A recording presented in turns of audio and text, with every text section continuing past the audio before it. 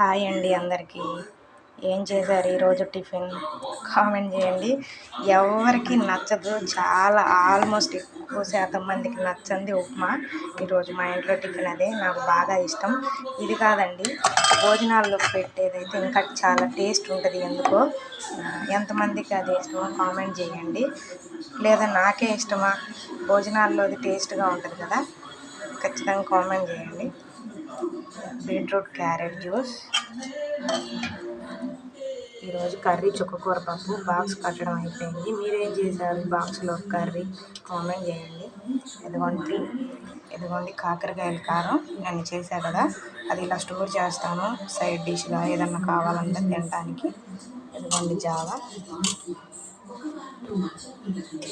ఇదిగోండి రైస్. మీరేం చేశారు ఈరోజు కర్రీ బాక్స్లోకి? ఖచ్చితంగా కామెంట్ చేయండి. వీడియో నచ్చితే లైక్ చేయండి. ఛానల్